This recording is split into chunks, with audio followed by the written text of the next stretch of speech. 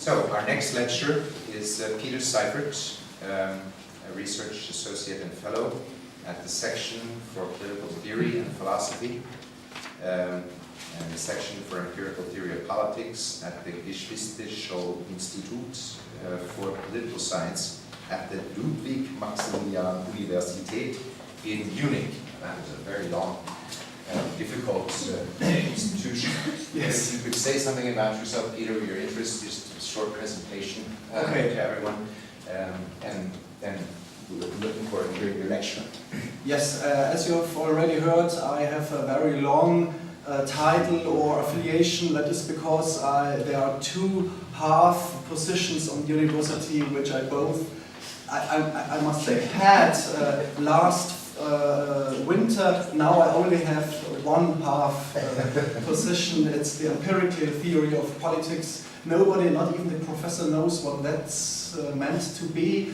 I think it's a trick by the empirical analysts in political society, political science in our university, to install more empirical analysis and get rid of theory. But now we have a good reputation for our theory, and so theory has to appear somewhere in the name of a professor, but he doesn't have to do with this. And the real professor isn't there yet. There's a young guy as old as me who jumped in and does this, and so I'm his half assistant for half a year, and it's every half year the same story.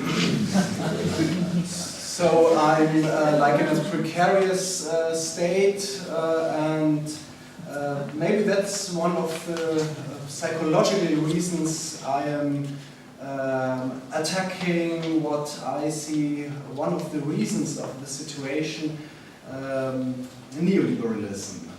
Yes, it's one of the points in my lecture today. Is this introduction enough? Yeah, fine, wonderful. Okay, then I start. My mission today is to tamper with the foundations of political philosophy, anthropology. I will try to combine two distinct images of human, Homo Economicus and Homo Utopicus. I say try because this project is not finished yet, so I do not yet have enough findings to present a coherent theory of what we humans are. What I can offer, though, are reasons for trying to do what I try to do, and some visions of what might emerge. Insofar, my lecture here today is utopian too. It does not only touch utopian thought. I will offer first a critique of the status quo. This will be intermixed with the desire for a better future for political philosophy, and also with the presumptuous hope of that I will be able to create this future. My lecture has three parts. First, I present my understanding of the meaning and function of Homo Economicus. Second, I outline the philosophical anthropology of German philosopher Helmut Plessner, and thereby introducing the concept of Homo Utopicus. And third, I offer my ideas about how a synthesis of both might be useful for political philosophy. For the time being, in classical rational choice and game theory, Homo Economicus is defined as a self-interested and rational actor that has preferences. It is an actor, meaning that Homo Economicus is consciously doing something, and it is the planning of this doing that is interesting for those who use this concept. Other aspects we might find interesting in humans are not part of Homo Economicus. He acts self-interested, meaning that he tries to maximize his own utility with no regard for other people. He does this in a rational way, meaning that he has the necessary knowledge and cognitive abilities to choose the alternative with the most rewarding outcome. So we have to calculate a lot. What Homo Economicus deems rewarding is defined by his preferences. Where these come from remains unexplained, but they must not violate mathematical laws, because, and they must not include the utility functions of other people, means the preferences of other people, because otherwise the calculations and mathematical equations Homo economicus is used for would not be solvable.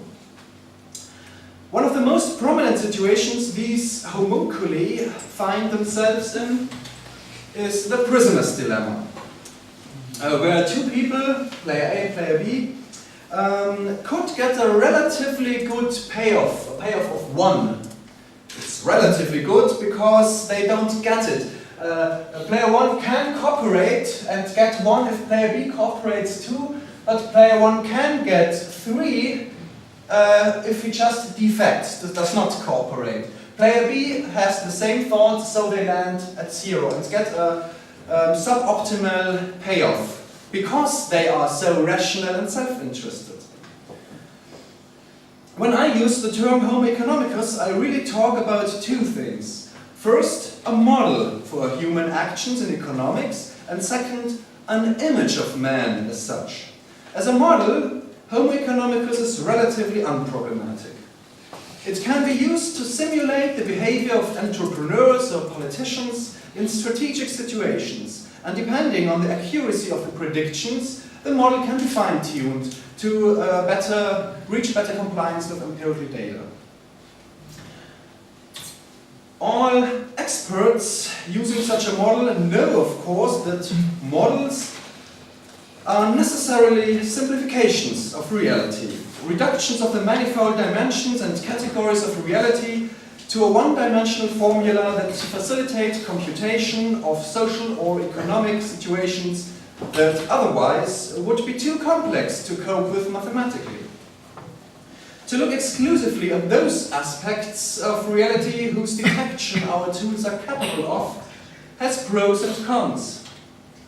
One of the assets of the Homo economicus models is, for example, that it makes possible to theoretically calculate supply and demand in competitive markets.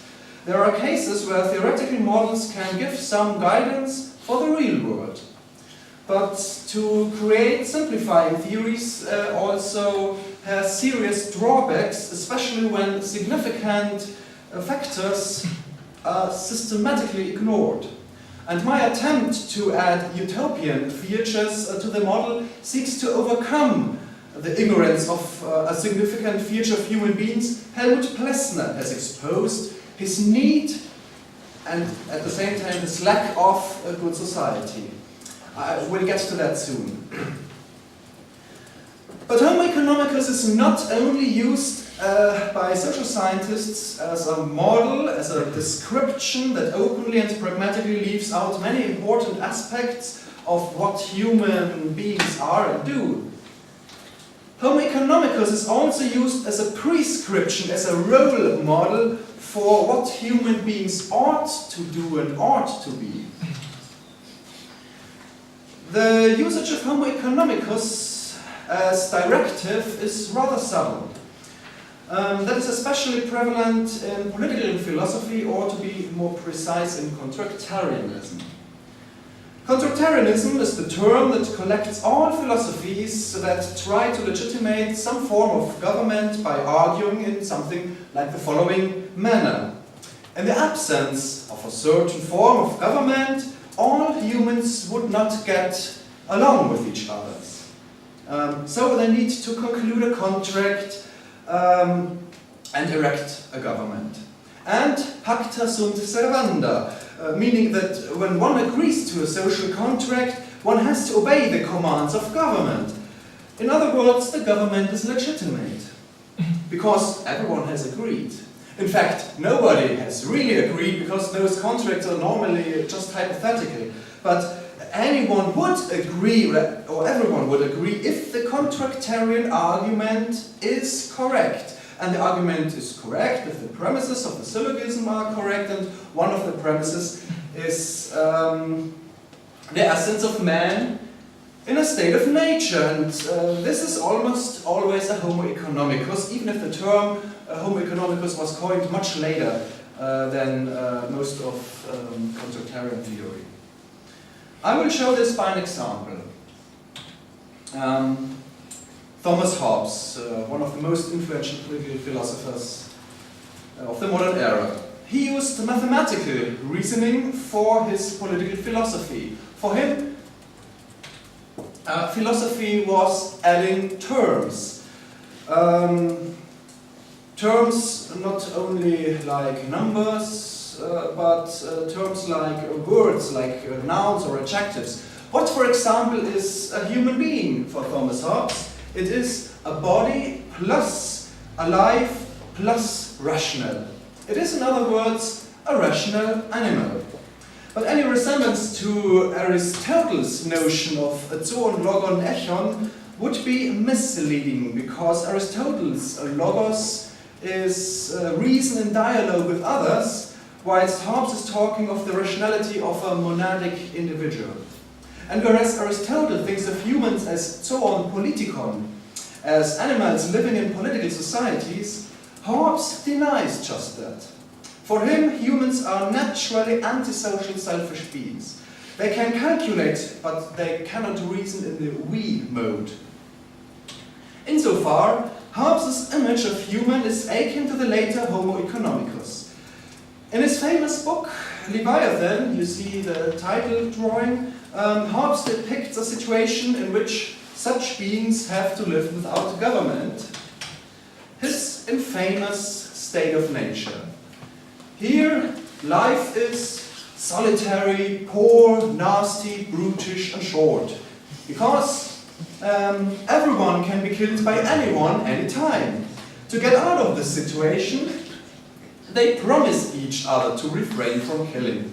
I will do it when you would kill. Unfortunately, this resembles the prisoner's dilemma, since everyone is tempted to take unfair advantage of the new inoffensiveness of the others. However, Hobbes invented a loophole. A sovereign, you saw his pictures with a sword, a sovereign with absolute powers that can punish the violators, thus changing the payoff matrix in a way that prohibits infringement. You see, if you think you can get 3, the sovereign comes and says, no, if you will take these 3, I will punish you by -7, let's say. Maybe. Why not torture? It's all in the beginning of the modern era. This is an old model of contractarianism. Contractarianism has changed since Hobbes, moving from absolutism to liberalism. But all the prominent figures from John Locke to John Rawls and Robert Nozick rely on an image of man that is, at its core, a Homo Economicus that creates society not because he values such an association per se, but only as a tool for bettering or securing his own position. This line of reasoning had serious impact on political propagandists like Milton Friedman and on politicians like Margaret Thatcher and Ronald Reagan and more, of course. I do not allege that they are anti-democratic, but their vision and politics can surely be called a thin democracy, like Benjamin Barber has called it. Neither do I argue that contractarianism is the sole source for neoliberalism's individualistic anthropology. Sociobiologists had their share in legitimizing egoistic strife and competition as normal or adapted behavior. So at the core of neoliberalism is not only an economic model, but an image of man, Gordon Gekko as exemplar. Not surprisingly, Homo Economicus has received a lot of criticism. Since the role model is derived from a model designed to simulate nothing else than economic conduct, the accusation of one-dimensionality is self-evident. Per definition, Homo Economicus is able to measure everything in one dimension, his utility. As a consequence, everything is convertible. For example, falling in love may be 2.8 times more useful than selling those worthless bonds at a too high price, but it may only be 0.4 times as useful as an authentic epiphany. So how many bonds do I have to sell to compensate love sickness, and how much to attain Buddhahood? For real people, these equations do not make sense, because economic success cannot be converted into love or spiritual enlightenment. Humans are complex beings that act in many different and irreducible dimensions. I find two criticisms of one-dimensionality quite fitting to my argument. First is, of course, Herbert Marcuse's one-dimensional man, in which he advocates a dialectical mode of thinking to overcome any notions of a lack of alternatives. When we start to recognize not only the one world as it is empirically now, but also to see the possible alternatives to present state, and when we recognize that nothing is static, that the only constant thing is change, and when we claim our role in realizing the future world, we become aware of being homines utopici. Second criticism is from Michael Oakeshott. He warned that civil associations, like society or the state, should not deteriorate into enterprise associations, like corporations, that already have a fixed goal. For example, profit maximization. Instead, they are to work in a political mode, a mode in which people set the goals for their associations through politics. And that is one of my aims too, to repoliticize our image of human. That does not mean that there should not be an economy, but that there are social relationships that are fundamentally non-economic. So there are good reasons to refute Homo Economicus as a role model that legitimates the neoliberal world order. But wait. I could be accused of erecting a straw man that is easy to fight. The picture of Homo Economicus I have drawn is not quite up to date, at least for the more sophisticated social scientists. Reductionism and simplification are legitimate methods for modeling parts of the reality as long as the model's predictions match empirical data. Behavioral economists, psychologists and the like have tested Homo Economicus' appropriateness and came to a split decision. In some situations, like competitive markets, real people act like Homo Economicus, sure enough. But in many other situations, the model deviates a great deal from the behavior of real people. Most of the time, humans do not only follow rationality, they also follow social norms. When faced with the opportunity to cheat on another person, Homo Economicus does so each and every time, while real people cheat only sometimes. Also, real people seem to have preferences regarding other persons, particularly justice, which Homo Economicus totally lacks. Real people have a significant aptitude for cooperation and altruism. That does not mean that real people cannot be egoistic, unfair, antisocial jerks. They can, but they do not have to. Interestingly, empirical studies have shown that exposure to self-interest models, for example in economics courses on Homo Economicus, tend to cause more selfish behavior in people. Homo Economicus is in fact a self-fulfilling prophecy. It's not bad that it is a self-fulfilling prophecy, it is bad that Homo Economicus is a self-fulfilling prophecy. Descriptions of humans influence humans. Insofar, it is not only the business of some social scientists how to model some avatars and simulations. This is a political question we are all concerned with. Not only have empirical tests shown that the simple Homo Economicus model does not fit reality, there have been serious attempts to refine the model theoretically, for example by assuming not a perfect but bounded rationality. Refined models can account for long-term goals and so restrict their opportunism. They are set in a more realistic situation or situations that allow signaling or communicating. Like real persons, the new homines economici meet more than once. So norms can emerge out of reputation, that there are different kinds of reciprocity that can emerge. If violators are then punished, this is also a kind of reciprocity, conforming to the norms is rational. This, after all, is the idea of Hobbes' sovereign. But this is not the only mechanism. Norms are followed because they can be internalized, or because the actor wants to establish a reputation, or because the norm is linked to emotions like envy, pride, or conformism. And even if punishment is the procedure that ensures moral behavior, it can arise without any external force, just by evolution, even if punishing is not only costly to the punished, but to the punisher too. Through evolutionary game theory, which was the tool to get all these findings, both advanced economics and biology have learned that not only egoistic genes, but also mutual aid is a central factor in social and biological evolution. While all these new findings can be and are used to build better models of how humans decide and act, political philosophy needs more. An idea of human, maybe even a myth, a self-fulfilling prophecy. Why not? Like so many utopists, I aim at an idea of new man, but not through eugenics, but through a new self-description, a new self-understanding. Or maybe it's not so new, because for this purpose, Helmut Plessner's philosophical anthropology seems to be a perfect ingredient. His book never translated in English, Die Stufen des Organischen und der Mensch, the steps or the steps of organic and the human. A really old book.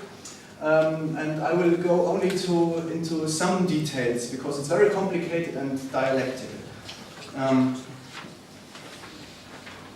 Plessner starts with the definition of life as realizing one's borders.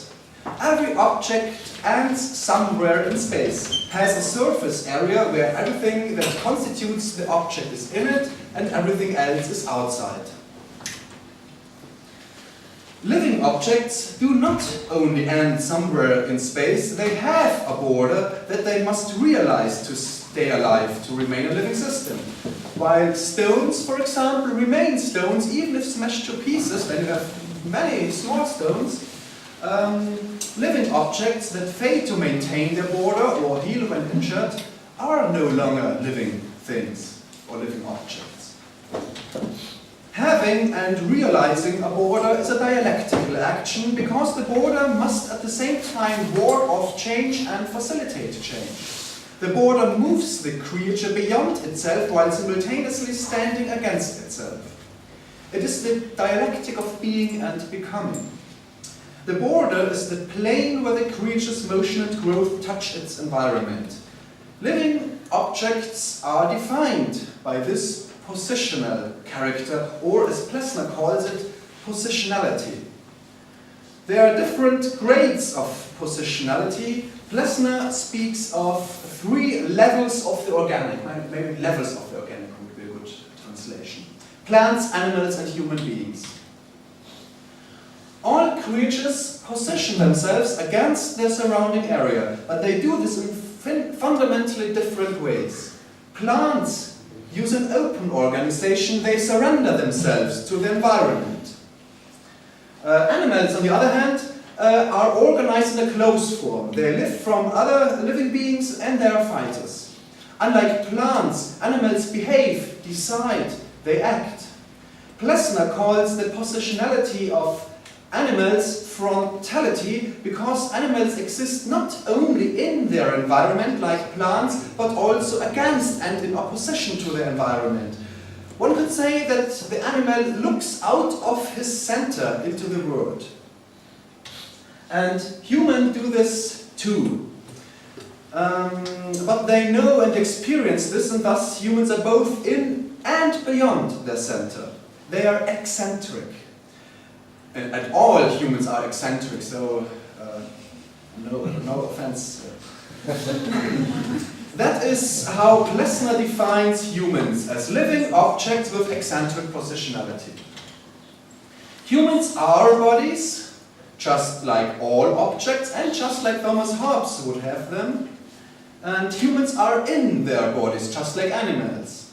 And humans are outside of their bodies, since they can reflect on their nature. And this makes human beings broken beings with a double aspect, looking at the world and looking at oneself in the world. This also makes human beings social, because there's a parallel between looking at others and looking at oneself. The argument is more difficult, but I have no time to get into detail. Plessner derives three fundamental anthropological laws from the eccentric positionality. First, the law of natural artificiality. Second, the law of mediated immediacy, and they all sound utopian. You will like the third law, it's the law of utopian position. Here I cannot go into details too, but for my ends, these findings are important. Humans do not have a natural social order, but by their nature they need a social order. They cannot express themselves immediately, so they have to artificially create means of expression, for example, their society or plans of it. And they are never finished. They have to question, ask, wonder all the time.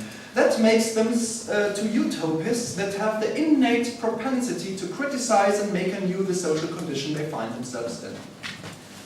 Plessner deals with utopia only casually at the end of his book, but his anthropology is in many ways compatible to the utopian philosophy of Ernst Bloch. In his PhD dissertation, Erik Züber compared the concepts of both authors. He criticized Bloch's teleological eschatology, according to which a perfect society is possible and, in fact, inevitable. In such a utopian society, humans would stop hoping for a better future, while Bloch always talks of the principle of hope. And in contrast, Plessner's being with eccentric positionality will never rest to hope, to strive, to question. But Bloch has his merits too, especially the vast abundance of utopian forms of hope.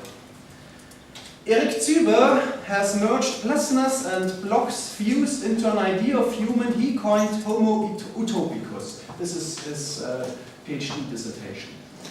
When talking about Homo Utopicus, one talks about Plessner's view of human really with regards to his lack of a natural society, to his need for a society, to his never-ending desire for a good society, and to the fact that it is him who builds society, albeit not exactly the desired one. For Homo Utopicus, society as it is only one instance of many possibilities. No law determines a certain form of society. On the contrary, human society is characterized by fundamental contingency. To favor Plessnerian contingency over Blochian determinacy is in accord to the development of literary utopias in the second half of the 20th century. Up to and including the 19th century, most literary utopias had a somewhat perfectionist tenor. If utopia is attained, everyone is perfectly happy, and any change would be a deterioration. So when one wants to change something, he has to go to the gulag, for example. In the dystopias of the 20th century, this social rigor shows its true face of totalitarian terror and horror. But by the 1970s, critical utopias start to appear, utopias that oppose all notions of perfection. If you would live on the planet Anaris, as depicted in Ursula K. Le Guin's The Dispossessed, or in Metapoiset, as depicted in Marge Pierce's Woman on the Edge of Time, you would still have reason to hope for a better future, while you are already living in a better future. Some people say we already live in a better future. Some even have said that now history is over because the best of all possible worlds has been attained and because there's no alternative anyway. This was a Margaret Thatcher citation. This is exactly the kind of determinism and subtle perfectionism that is typically of dystopias. In fact, I contend that neoliberalism is a realized utopia with strong dystopian features, especially its anti-utopianism. This is but one reason to change our fundamental idea of human from Homo Economicus to Homo Utopicus. Homo Utopicus is a philosophical concept to understand human. Homo Economicus is a mathematical idea to model strategic situations of decision-making. So it is quite clear that Homo Utopicus cannot deal with all the tasks Homo Economicus was created for. Therefore, it would be futile to call for abandoning the economic model. On the other hand, Homo Economicus does things he's not supposed to do, especially presenting himself as a role model for humanity, as I have shown in part 1. Therefore, my idea is to try a synthesis of both and thereby shedding light on where preferences come from, establishing other regarding preferences as normal, keeping our model's ability to model and or resolving one-dimensionality by using, if not dialectics, then tragedy. Unfortunately, from now on I cannot present hard facts and science, since I have only wishes and plans, so I go utopian. That is what I recommend Homo Economicus to do too. Until now, he has dreamt of money, individual power and personal liberty. Per definition, his preferences must concern himself exclusively. But utopian preferences, meaning wishes about the form of society or common welfare, can influence the strategic choices of individuals too. Eccentric positionality pushes humans to such preferences. There is the philosophical cause for the preferences Homo Economicus never has looked for.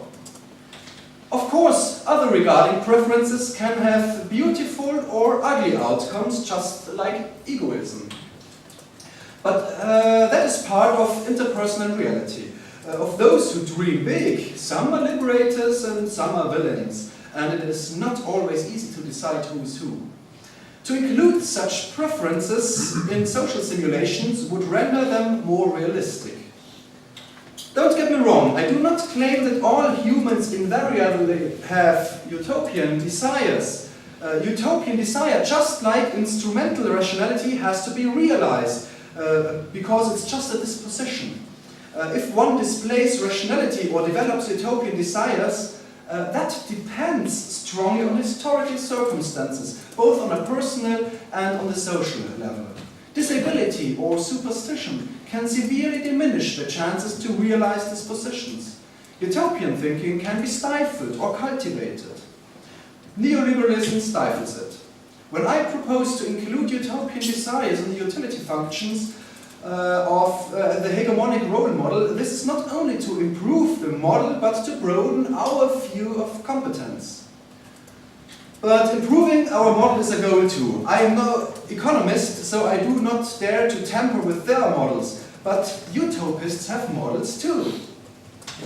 Why can't we formalize our desires and literary utopias into computer simulations and see what happens, maybe even in Second Life?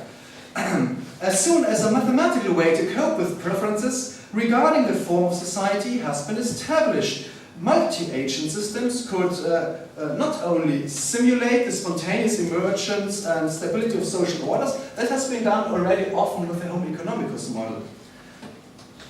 We could test if certain norms or rules we deem desirable are also viable.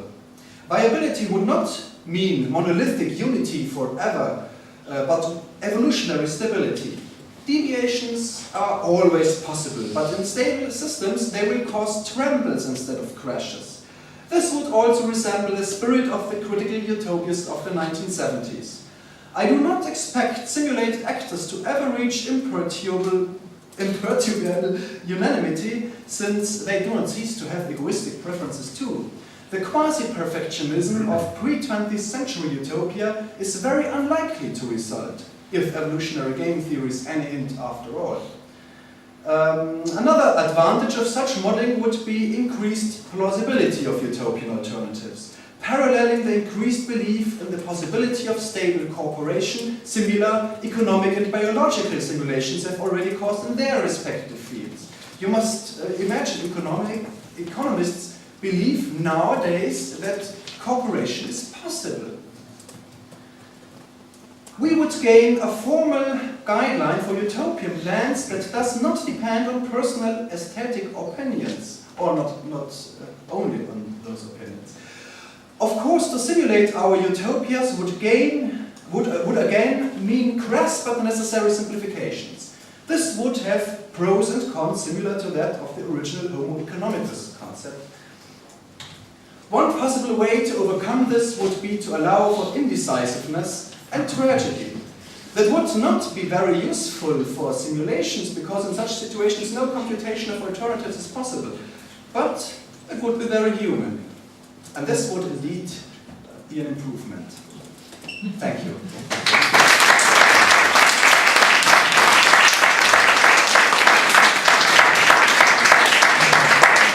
Thank you very much, Peter. Hannes, you have a question? Well, I have two questions, two short ones. It wasn't entirely clear to me whether in the Homo Economicus model, the only accepted value was economical value, and all other values were translated into economics.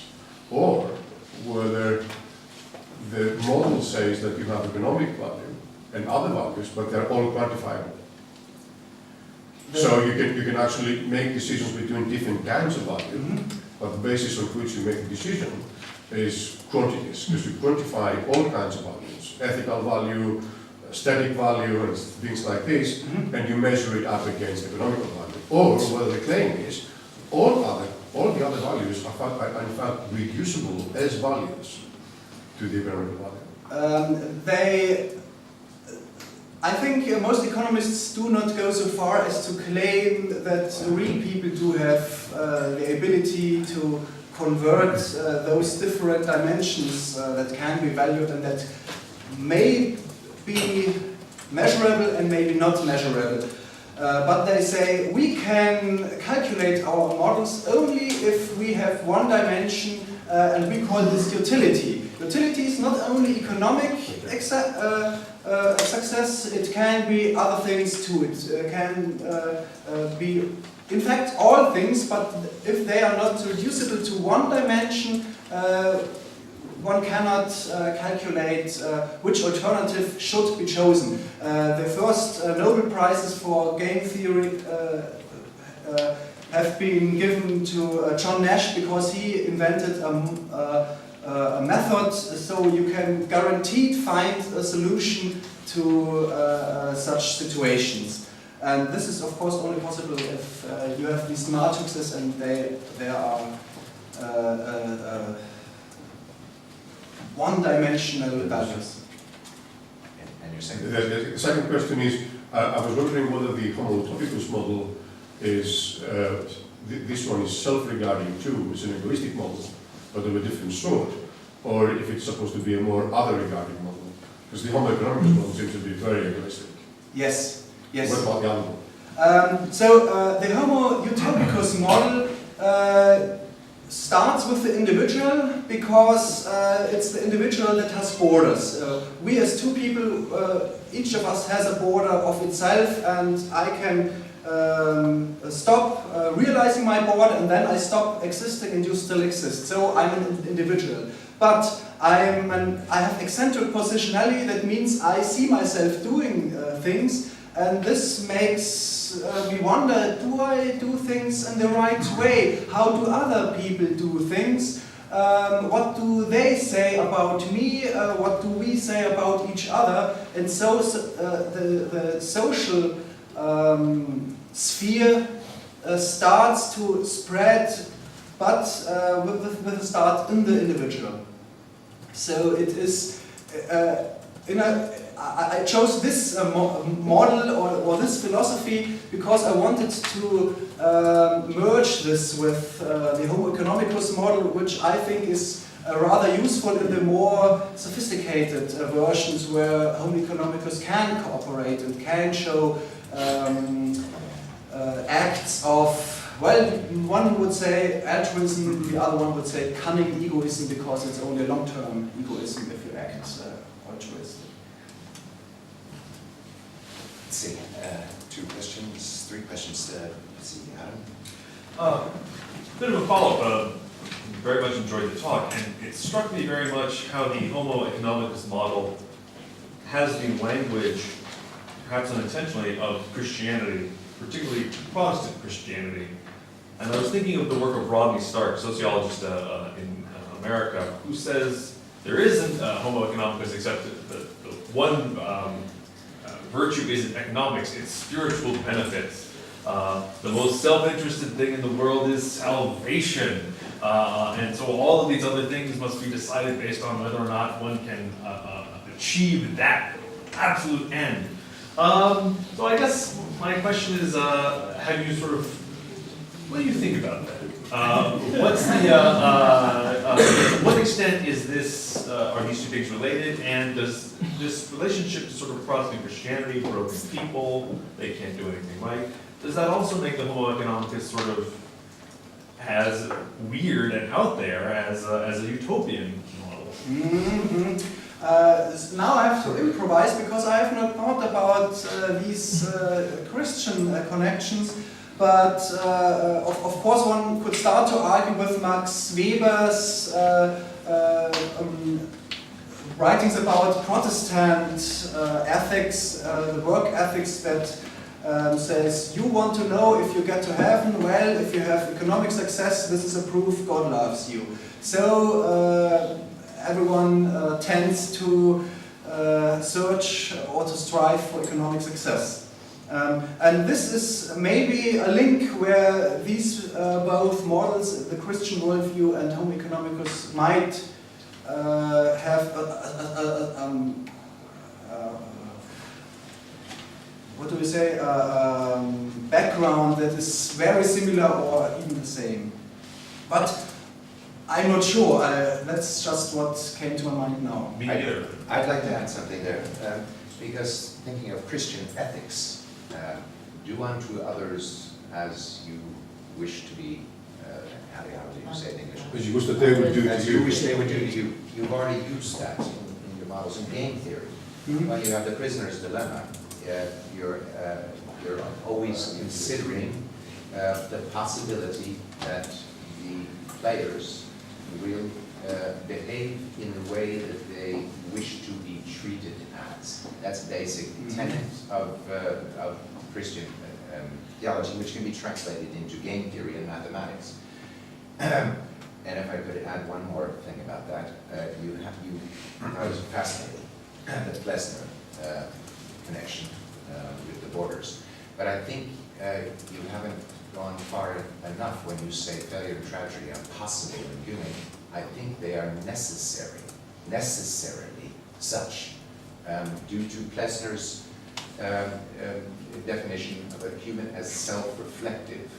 The very process, the very definition of human nature as always standing outside of itself and reflecting about itself will ensure that even if one were to reach a situation of utopian, some sort of utopian situation, it would be mathematically necessary for the players in that utopian game to destroy it, because they continue to have to reflect upon themselves, which would create a sort of pendulum dialectic between, you could either call it various forms of imperfect utopian states, or something, so which would mean that you have to vary a few of the conclusions regarding the necessity, or maybe even determinism of Homo Utopicus. And the last comment, there must be a type of mathematics maybe chaos theory, fractals. There must be a type of mathematics that exists where you generate several different answers, completely different answers, because all the mathematics you're using, even in Nash's game theory, you're using mathematics which always have one answer. And all you need to find is mathematical models where you generate several alternatives, which I don't know that necessarily better than each other. No, they would have to be such that several alternatives which are not the best possible solution, where you can measure them against each other. This one's a little better than this one, which they've done in the so-called problem of, what is that problem called? It's the problem of travel guides. If you're going to visit 200 places that are over the globe, which order should you visit them in order to get the most perfect route? And they've done this with huge computers and all mathematicians all over the world, and they measure them by, according to it's the 99% perfect solution, or so on and so on. But there must be some sort of mathematics which you should include and go beyond the game theory, which is always trying to get the winner of the game. Yeah, It's too simplistic. You're using a Homo Economicus mathematical model on a Utopicus situation. I'm sorry. Let's see. Arthur had a question. I'll go a little bit different direction here. I thought it was interesting you began with a personal note about this, that you were looking for a resolution, that philosophical resolution that related to your own dilemma. Perhaps very interesting. Okay. So in part you're looking for a Homo Utopicus that is, realizable in some kind of way. One reason the Homo Economicus had such purchase is that it's the kind of thing that was actually implemented in real life. And so using the Second Life analogy, you pointed out two avatars, very interesting, Reagan and Thatcher, real life avatars that were actually implementing some of these things. My question to you is looking for your way out. So, do you see any avatars for your new model of Homo Economicus? Not yet, but that may be... okay, let's start the other way around. Margaret Thatcher and Ronald Reagan as utopists may sound odd, but there are some books where what we have now is described as being an almost perfect world. For example, Milton Friedman's Capitalism and Freedom.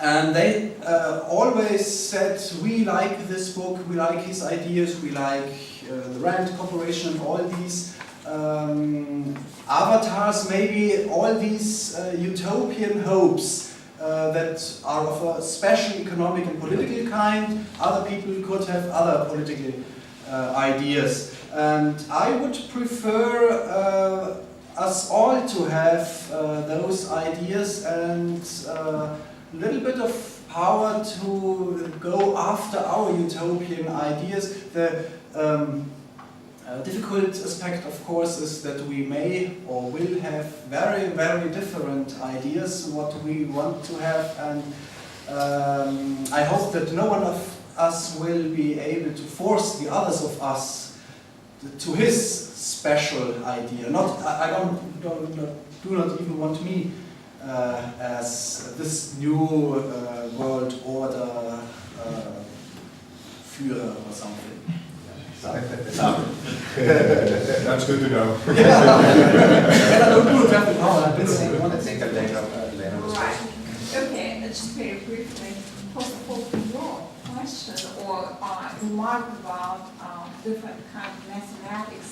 I'm not a mathematician, but there's this thing called fuzzy logic. Yeah, fuzzy logic, yes. Fuzzy logic, I know fuzzy and logic. also fractal geometry in a Yes. different way.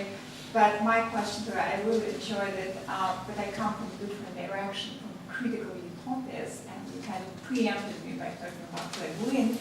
But have you considered Samuel Delaney Triton and Frank Robinson, Kim Stanley Robinson, Mars, Blue Mars? Yeah, the master switch. Yeah. I have not for this presentation. I've read those works, and I think they're kind of different works. I think Kim Stanley Robinson's Mars trilogy is kind of the critical utopias, critical dystopias of since the 70s, 80s. Kim Stanley Robinson with his California trilogy beforehand has written a similar thing of three alternative kinds of what California might look like. These are all ideas of what could emerge, what would be eventually better, but not all people would be content with it. So strife and struggle, political fights will not end, even if we all get 250 years old and have a new whole planet to do with it whatever we want. But unfortunately, we don't want the same thing to do with Mars, for example. So there quarrels break out. In Samuel Delaney's Triton, or Trouble on Triton is, I think, the new name. This is a heterotopia, and it's called it. I think Delaney has called it himself. So there is the interesting idea that not society counts how it is, because many different kinds of society are like a mosaic spread over this moon. And the person who is the first person character, I don't know, maybe the third person, I don't even know if I should say he or she, because there changes in the novel. So nothing is static there, and this is I think a very extreme Homo Utopicus, because he or she always wants to change his or her life. The only constant thing in this life is the not functioning love to this actress, or I'm not sure, it's several years since I've read it. But it's, I think, in the style of the non-rigid utopias that I prefer. Okay, two more questions, and then we're going to have a call. Edward? I have a question about the project of having a synthesis.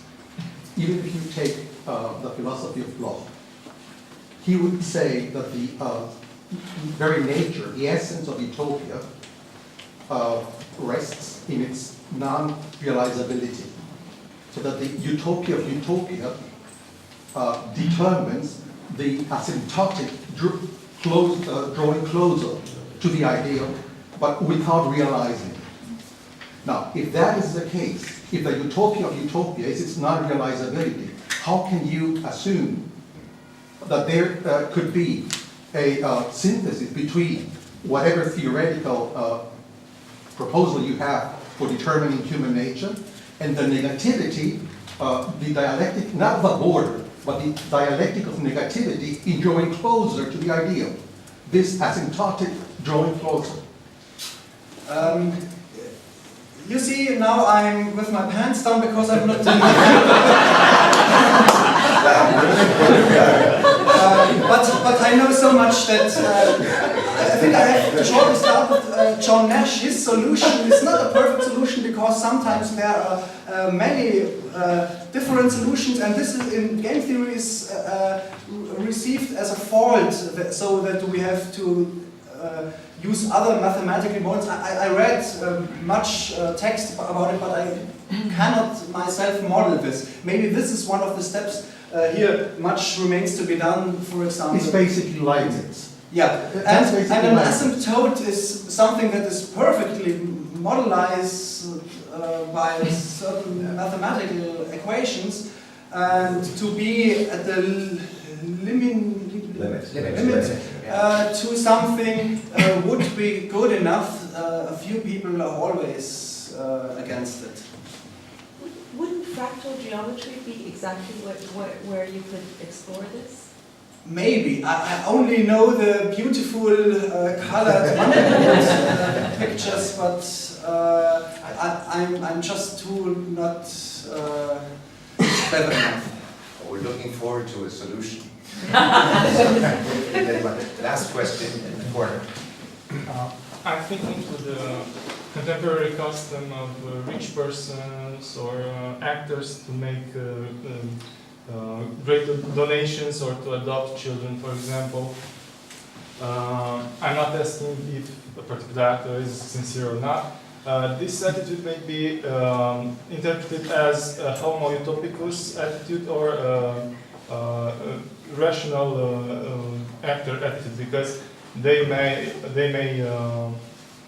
just want to obtain more gain. And what I'm asking is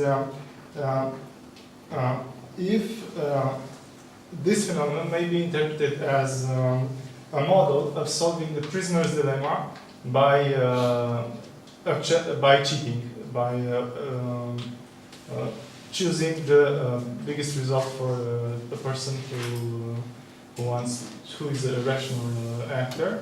So it's a sort of this kind of custom may be a model for Gordon Jekyll in Utopian Pants.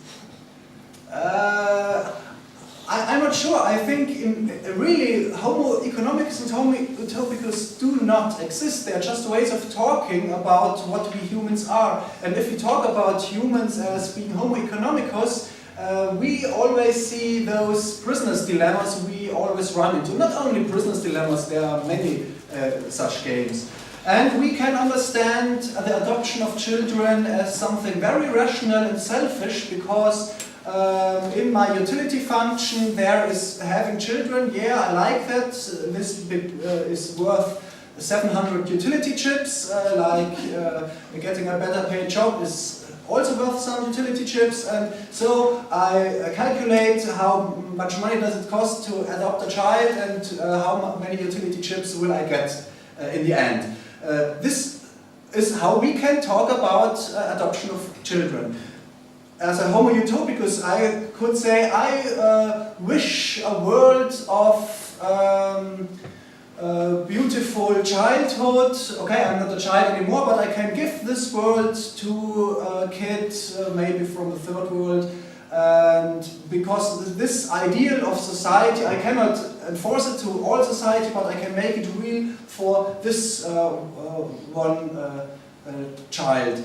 And this would be another kind of talking about what in reality is happening. Someone adopts a child. I don't know if I have really answered. Yeah, but can we speak about this kind of custom as a sort of resolving the prisoner's dilemma in favor of the one who wants to cheat, not to cooperate, and in reality to make appear that he cooperates? I think that's already possible in the Homo Economicus model. There are so many different ways of trying to solve this. Robert Axelrod was the first to really did this with the evolution of cooperation. So we don't really need Homo Utopicus to solve the prisoner's dilemma. What we need is to talk in another way about what we human are. Thank you very much.